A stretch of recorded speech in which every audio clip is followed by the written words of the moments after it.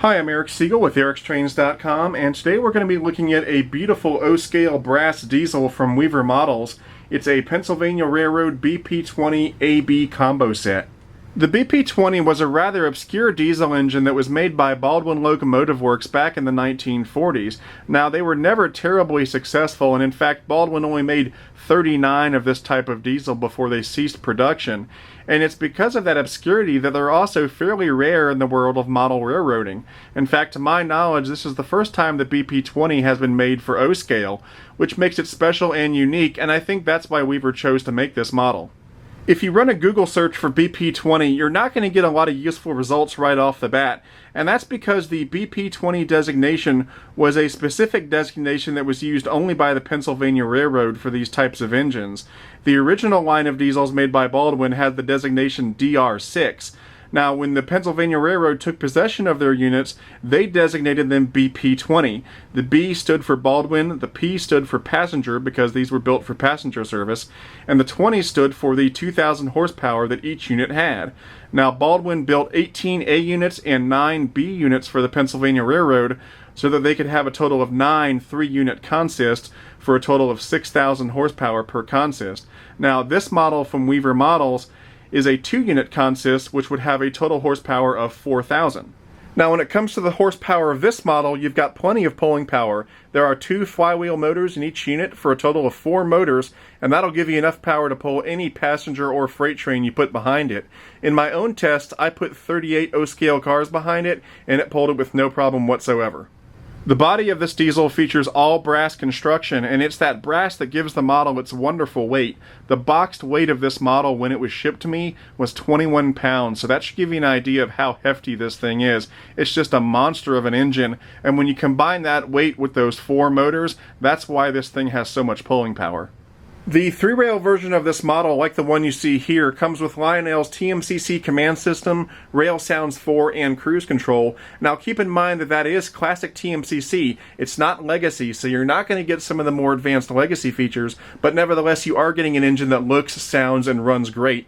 And remember that even though it's classic TMCC, you can still run it with the legacy remote, and that's exactly what I'll be doing at the end of this video.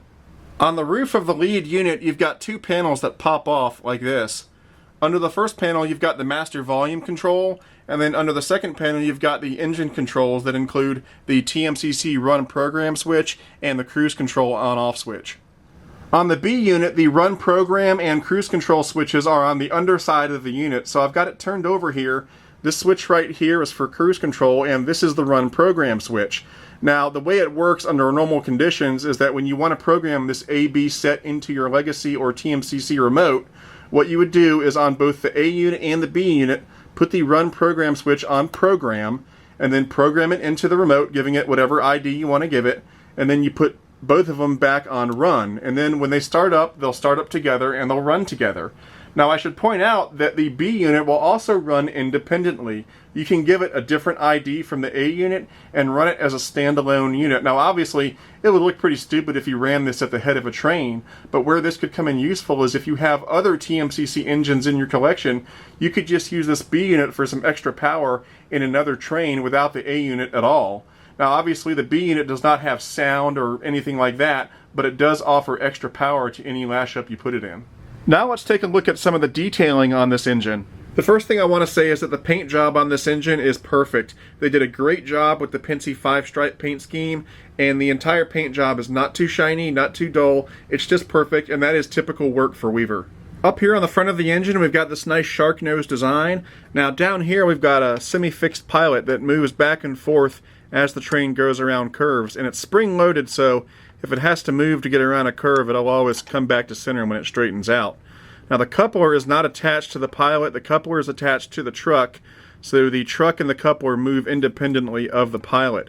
Now, speaking of couplers, the coupler on the front of the A unit and the back of the B unit are remote-controlled couplers that can be fired from the TMCC remote. The 2 couplers between the A and the B unit are dummy couplers.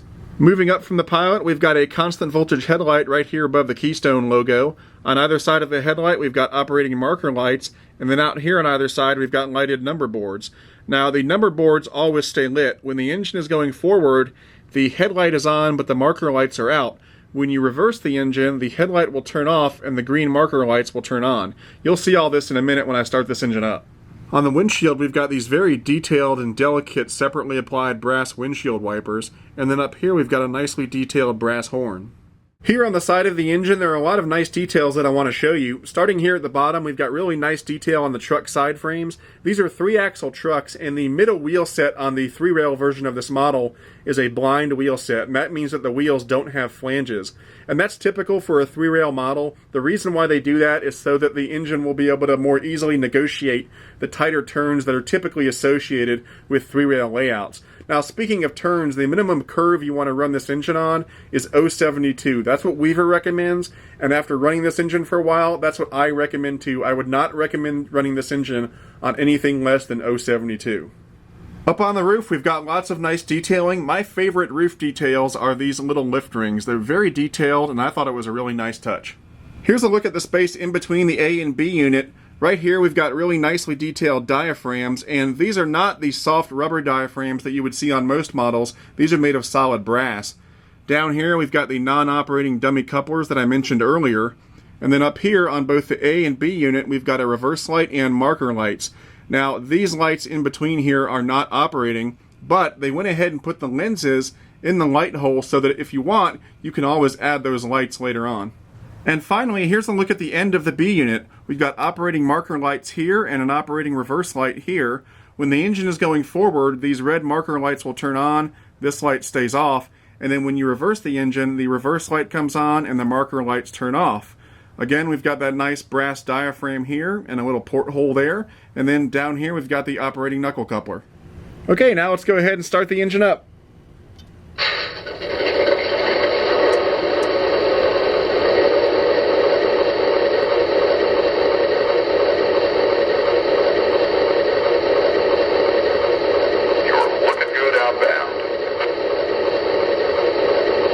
Now you can see when I put the engine into reverse, the marker lights come on, the headlight goes off.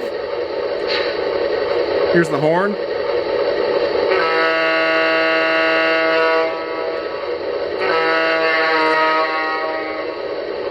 Here's the bell.